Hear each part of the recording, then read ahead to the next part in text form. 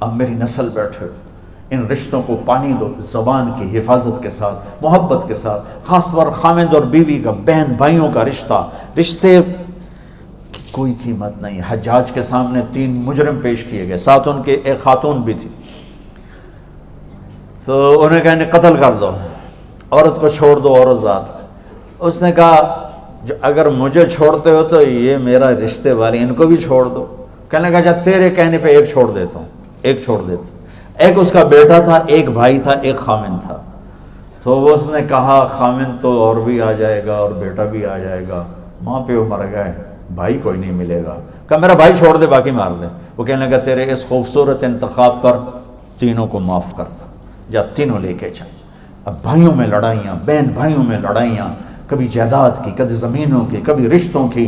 اپنے رشتوں کو عزت دو، اپنے جہاں کوئی استاد شاگرد کا رشتہ، بہن بھائی کا رشتہ، خاوند بیوی کا رشتہ، پڑوسی کا رشتہ، اللہ کے واسطے زبان اسے احتیاط سے استعمال کرو، اسے خوبصورت کر کے استعمال کرو۔ کبھی وہ اونچ نیچ ہو جائے، معافی مانگ لو، توبہ کرو، اللہ بھی معاف کر دینے والا ہے۔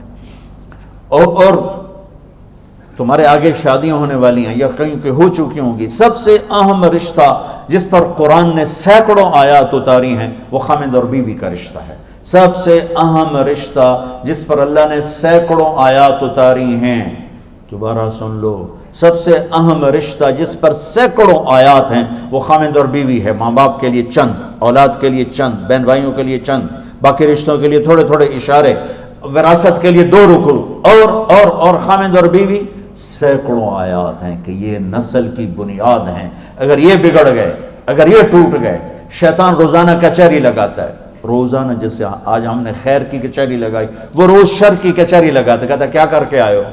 وہ سارے کارگزاری سناتے ہیں، چوری کرائی، ڈاکہ ڈلوایا، بدکاری کروائی، لڑائی کروائی، قتل کروایا، کفر کروایا، چپ کر کے سنتا رہتا، ہاں ایویں سر ماری رکھ لے۔ ایک پیچھو بھیڑ تجھے شیطان کھڑے ہوتے ہیں، جی میں میاں بیوی نو لڑایا، اچھل پڑتا ہے، کہتا واہ واہ کام تو کر کے گاں جا گاں جا، اس کو بلا کر گلے لگاتا ہے اور اس کو اپنے پاس بٹھا کر کم بختو کم تا اے کر کے تسی کی کر کے آئے۔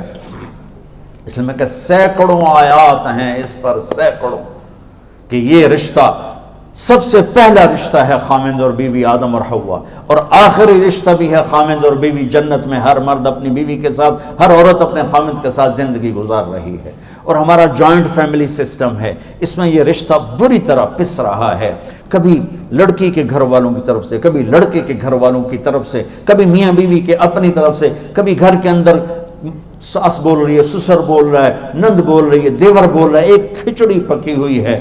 جوائنٹ فیملی سسٹم بہت اچھا تھا، اب یہ مصیبت بن گیا ہے کہ میں اپنے حدود کا نہیں پتہ۔ آنے والی لڑکی یہ حق لے کر آتی ہے کہ اگر میں صاحب جائیداد ہوں تو میں اس کو الگ گھر میں اتاروں، وہ یہ حق میرے اللہ نے رکھا ہے کہ آنے والی بچی کا الگ گھر ہونا چاہیے جس میں ایک نئی زندگی شروع ہو۔ بیچ میں یعنی کہتا لچھ تلن والا جو ہوتا ہے، بیچ میں یہ ادھر سے کوئی مشورے دے رہا ہے، کوئی ادھر سے، یہ نہ ہو، ایک زندگی چلے۔ اگر اتنا بھی میرے پاس نہیں ہے تو میں اس کو ایک کرائے پر گھر لے کر دوں، اگر یہ بھی میری استطاعت نہیں ہے تو پھر میں اسے ایک گھر میں پورشن الگ دوں جس میں وہ اکیلی اپنا کام کرے، اگر یہ بھی نہیں ہے ایک کمرہ، ایک کچن، ایک ٹوائلٹ لڑکی کا فرض حق ہے، فرض حق ہے۔ اگر اس کی بھی ہمت نہیں ہے تو وہ تسبیح پڑھتے روزے رکھ، کسی دی دینوں برباد نہ کر۔